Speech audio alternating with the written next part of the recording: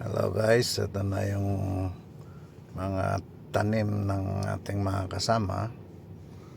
So, unti-unti po, mayroon din po tayong mga maaani pagdating ng araw.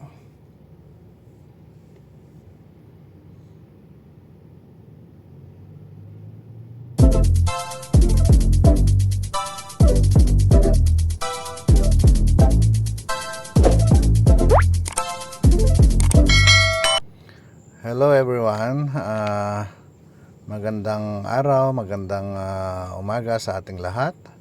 So gusto ko lang pong pakita yung mga tanim po natin na dwarf coconut at syempre yung update po sa ating munting farm. So kahit wala po tayo doon, mayroon po tayong ginagawa. At pagdating ng araw na tayo'y uuwi na sa ating inang bayan, ay kahit paano mayroon din po tayong hinihintay. So ito po yung mga tanim natin. At sana hindi nakakainin ng mga kalabaw ng kapitbahay. Dahil kahit gaano po tayo kabait, mapapamura ka talaga. So ito guys yung update natin.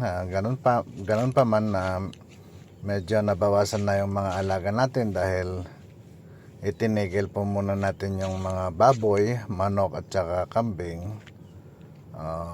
Mayroon pa rin po tayong konting mga alaga at saka patuloy pa rin po tayong magtatanim at magtatanim ng magtatanim. So tulad ng mga laging sinasabi nila, kung mayroon kang itinanim, may aanihin. So ganito lang guys, kung gusto nating mabuhay ng maayos, lumaban po tayo ng patas, kailangan po nating magsipag. At syempre kailangan ding may puhunan yan kahit paano. So ito na lamang yung mga natitira po nating mga alaga guys. At tama na yan muna. Saka na lang pag nasa Pilipinas na po tayo siguro, doon natin dadagdagan kung ano po yung kaya nating alagaan at gagastusan ng mga hayop para po sa ganon may pagkakaabalaan po tayo pag nasa Pilipinas na. Pero pansamantala ito na lang muna dahil yung nga po dinaanan po tayo ng malakas na bagyo nung nakaraan at hindi po maiwasan, marami pong mga nasira. So babawi na lang ulit sa susunod guys. So ayan, malalaki na rin po yung mga tanim natin noon. At hindi ko lang alam ba't kaya hindi sila namumunga. So ito yung mga ibang pananim natin, nagkahalo-halo na dyan. So ang importante may masasabing itinanim.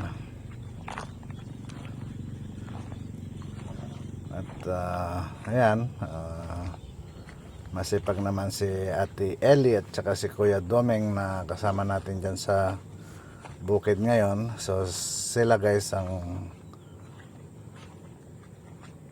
nagtitingin or nagmamanage dyan sa ating farm. At marami na rin po silang mga tanim, nakikinabangan na rin.